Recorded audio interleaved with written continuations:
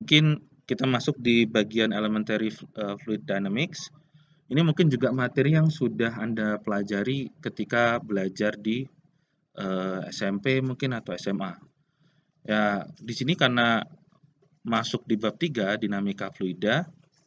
Nah, ini berkaitan dengan hukum Newton 2 terkait dengan aliran fluida dan terutama persamaan Bernoulli.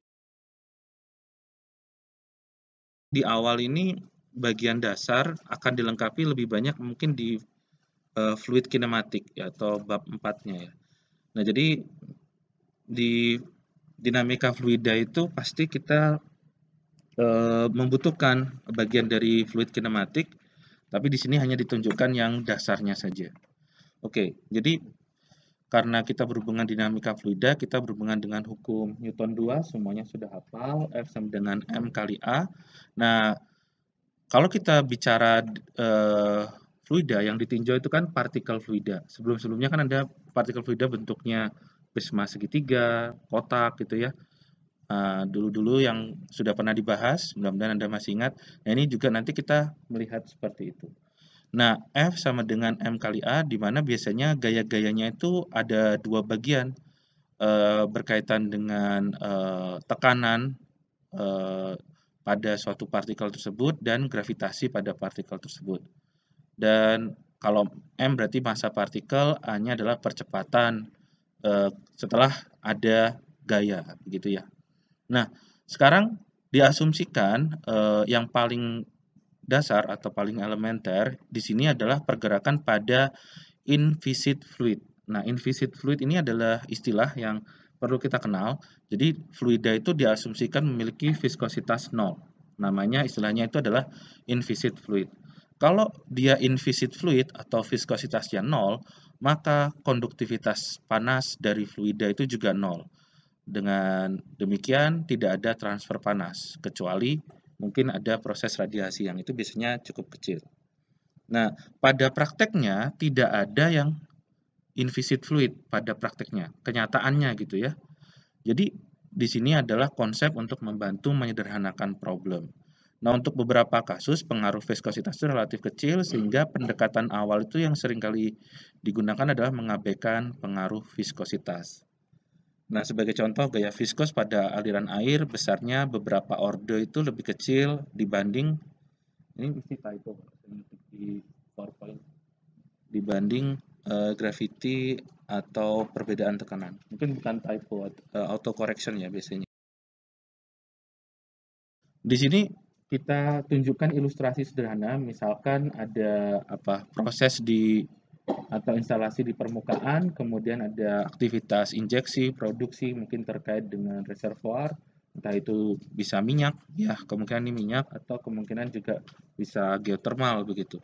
Nah, kalau ini ada fluida yang bergerak, di sini berkemungkinan ilustrasi yang kompleks ini kita mulai dari yang sederhana. Jadi untuk mengaplikasikan hukum Newton 2 ini kita mendeskripsikan pergerakan, kita perlu yang namanya sistem koordinat. Jadi biasanya sistem koordinat itu kita pilih. Nah, secara umum pergerakan itu bisa jadi akan 3 dimensi dan unsteady. Sehingga 3 koordinat spasial dan ditambah waktu, jadi selain X, Y, Z itu ada time variabelnya. Jadi kalau bergerak biasanya ada time 0, time awal, ke time berikutnya, atau time step berikutnya. Jadi selain posisi juga ada time-nya. Nah, jadi jika aliran adalah steady flow, itu maka tidak ada perubahan terhadap waktu pada posisi tertentu dalam medan aliran. Setiap partikel berurutan yang melewati titik tertentu, contohnya misalkan di sini ada titik 1, akan mengikuti jalur yang sama atau fixed line. Maksudnya gini, kalau alirannya steady, alirannya tuh ngalirnya di situ terus. Anggap saja misalkan ini ilustrasi sederhana, pointer ya. Ini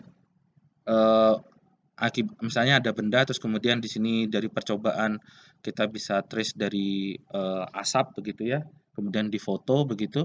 Nah, kalau steady flow dia akan lewat situ terus. Nah, padahal kenyataannya biasanya itu alirannya itu adalah unsteady.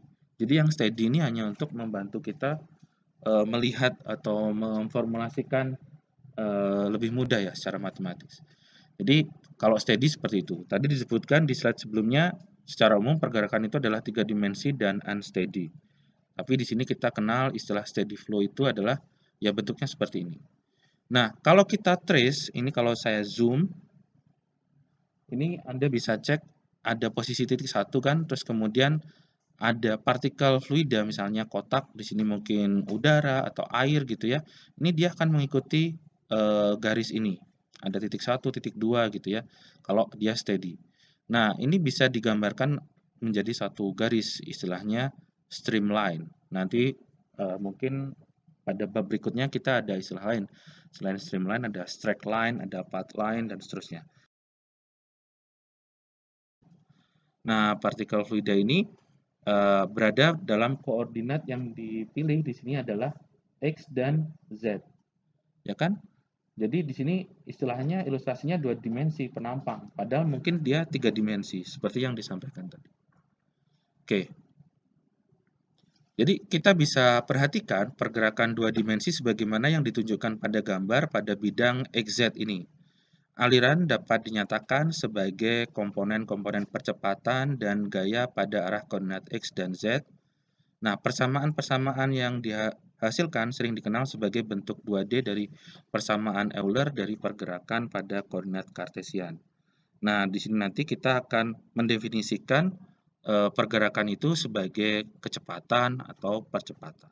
Makanya kita memerlukan koordinat X dan Z 2 dimensi ini untuk kasus 2 dimensi. Pada studi terkait dinamika fluida, pergerakan setiap partikel fluida itu dinyatakan sebagai vektor kecepatan. Di sini V tebal, cetak tebal, yang didefinisikan sebagai laju waktu dari perubahan posisi dari partikel tersebut. Nah, vektor kecepatan adalah kuantitas vektor dengan magnitudo dan juga ada arahnya. Jadi vektor ini kalau diperhatikan, arahnya itu apa? Tegak lurus terhadap streamline. Jadi kalau misalnya posisinya berbeda lagi, nanti vektornya akan geser lagi, beda lagi singgungannya, garis singgungnya itu.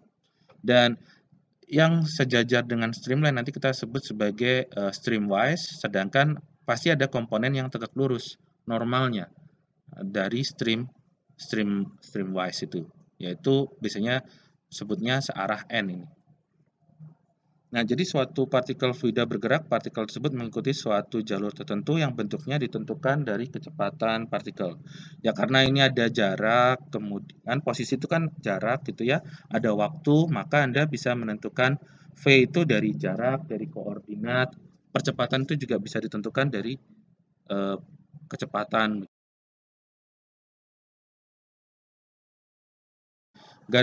Garis yang bersinggungan dengan vektor kecepatan di seluruh medan aliran disebut streamline. Jadi ini adalah contohnya streamline pada N. Ini contohnya misalkan garis 1, garis 2, dan seterusnya. Pergerakan partikel itu dinyatakan sebagai ada dua nih. Satu, jaraknya sepanjang streamline dari titik awal yang ditentukan, misalkan titik 1 ini, nah jaraknya itu berapa, atau ditentukan dari radius lokal kurvatur streamline. Kalau diperhatikan ini kan ada lengkungan. Nah, di sini ada semacam koordinat x0, z0 begitu ya. Jadi ya, koordinat ini mungkin imajiner lah, karena di sini pusatnya dari situ ya. Ini berkaitan dengan radius. Nah, jadi koordinat partikel nanti yang akan digunakan ada dua juga, yaitu yang sepanjang streamline dan yang tegak lurus streamline. Kalau yang sepanjang streamline itu simbolnya S, yang tegak lurus itu adalah N. Tadi sudah disampaikan. Oke, nah berarti di situ kita nanti bisa melihat juga ada percepatan yang searah streamline dan percepatan yang searah dengan normal atau tegak lurus terhadap streamline. Oke, nah di sini mungkin sedikit ilustrasi. S itu ditunjukkan sebagai fungsi T. Ini adalah S-nya ini adalah jarak sepanjang streamline. Kalau R itu fungsi S, itu adalah lokal radius, ini radiusnya dari streamline. V itu adalah ds per dt. ds itu kan perubahan jarak terhadap dt. dt-nya apa? Perubahan waktu ya. Jadi ini kecepatan partikelnya. Jadi bermula dari S juga. Nah, A itu adalah dV per dt. Ya kan? Ini kecepatan partikel. Nah, sekarang kalau kita tinjau dua bagian ini, nanti kita akan kenal ada percepatan sepanjang streamline atau AS dan percepatan yang normal terhadap streamline. Kalau yang AS ini disebut sebagai streamwise acceleration. Nah, bisa dibantu.